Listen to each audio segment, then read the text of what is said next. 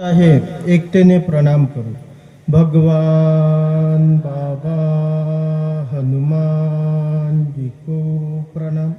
महान त्यागी बाबा जुमदेव जी को प्रणाम. परमात्मा सर्वांना नमस्कार. परमपूज्य परमात्मा एक सेवक मंडळ वर्धमान नगर नागपूर महान त्यागी बाबा जुमदेवजी यांच्या आदेशाप्रमाणे मासिक नव्य हवन कार्य घोडेझरी या गावात बाबांचे सेवक लुटेजी यांच्या निवासस्थानी नुकते पार पडले. या निमित्त एका भगवंताच्या भगवत गुणाची चर्चा बैठक या ठिकाणी सुरू आहे. या बैठकीमध्ये सृष्टीचे व बुद्धीचे निर्माता भगवान बाबा हनुमानजी उपस्थित आहे. भगवंताला माझा प्रणाम. तसेच आम्हा सर्वांचे सद्गुरू मानव धर्माचे संस्थापक महान त्यागी बाबा जुमदेवजी उपस्थित आहे. बाबांना माझा प्रणाम. बाबांच्या संघर्षमय जीवनात अहोरात्र साथ देणाऱ्या आम्हा सर्वांच्या लाडक्या आई मातोश्री आई वाराणसी जुमदेवजी ठुबरीकर आई उपस्थित आहे. आईंना माझा प्रणाम. त्याचबरोबर आजच्या या चर्चासत्राला लाभलेले अध्यक्ष महोदय, परमपूज्य परमात्मा एक सेवक मंडळाचे कोषाध्यक्ष, गट नंबर 9चे मार्गदर्शक सुभाषजी दहेकर साहेब यांना माझा नमस्कार. त्याचबरोबर आजच्या या चर्चा बैठकीचे उपाध्यक्ष, परमपूज्य परमात्मा एक सेवक मंडळाचे ज्येष्ठ मार्गदर्शक राऊत गुरुजी यांना माझा नमस्कार. त्याचबरोबर या चर्चा बैठकीमध्ये प्रामुख्याने मंचावर उपस्थित परमपूज्य परमात्मा एक सेवक मंडळाचे उपाध्यक्ष साकोली या गावातील मार्गदर्शक देवरावजी तुमसरे काकाजी यांना माझा नमस्कार. मंचावर भरपूर मंडळांतर्गत मार्गदर्शक कार्यकर्ता मंडळी उपस्थित आहे. सर्व सन्माननीय मार्गदर्शक मंडळी, कार्यकर्ता मंडळी, आदरणीय सन्माननीय मंच आजच्या बैठकीचे संचालन करते.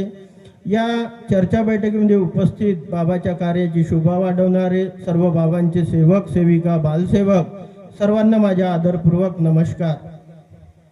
या ठिकाणी वेळ कमी आहे आणि भगवंताची कृपा की हे परमेश्वरी कार्य आज आम्हाला या ठिकाणी मिळालं आणि चर्चा बैठकीवर भरपूर या ठिकाणी अनुभव झाले. त्यामधला मी एक अनुभव सांगतो.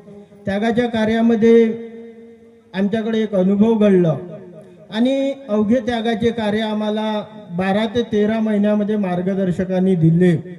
याकरता दिले कारण की या चर्चा बैठकीच्या माध्यमातून आमचे जीवन बनलं. 3 महिने आम्हाला काहीच कळलं नाही. सकाळची विनंती, सायंकाळची प्रार्थना, जे दुःख घेऊन आम्ही या मार्गाशी जुळलो होतो ते दुःख जसेच्या तसे होते आणि घरची परिस्थिती एवढी हालाकीची होती की खाण्याला मोहताज होते.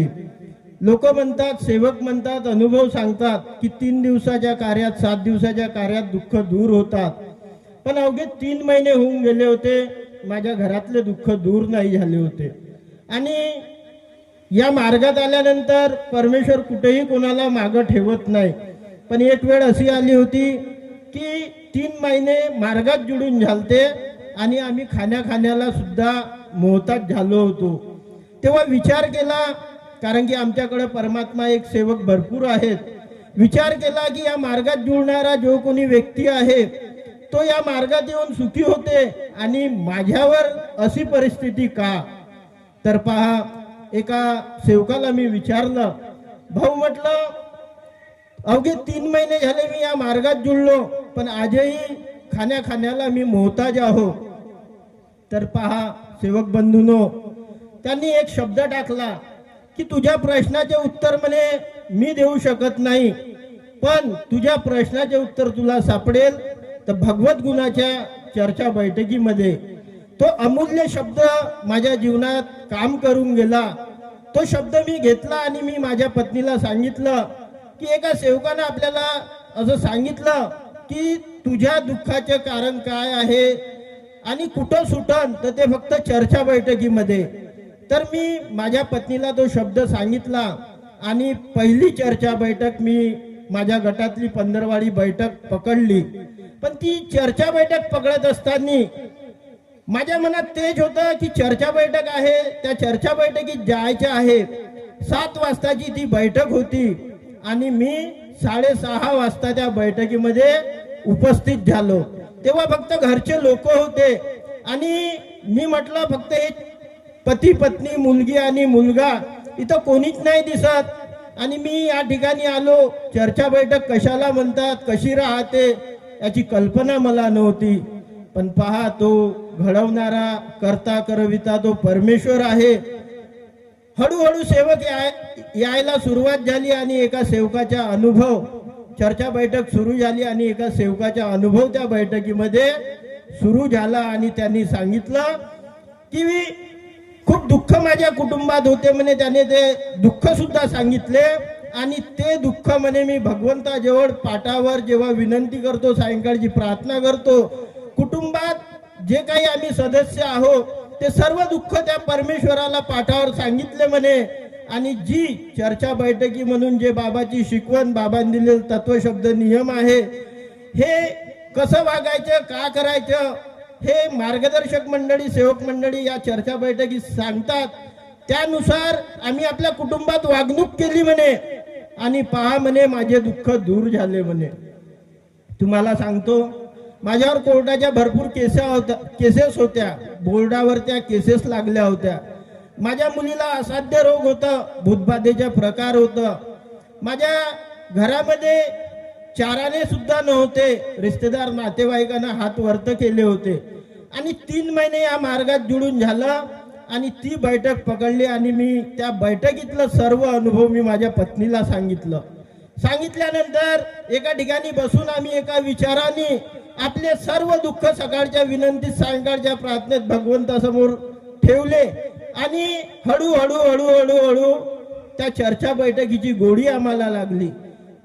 कुटुंबात पती आणि पत्नी हे रथाचे 2 चाक आहे. जर पती हा परमेश्वर आहे तर पत्नी ही लक्ष्मी आहे, असे शब्द कानी पडू लागले. आणि कुटुंबात मान सन्मान आदर मुला मुलीमध्ये आम्ही करू लागलो.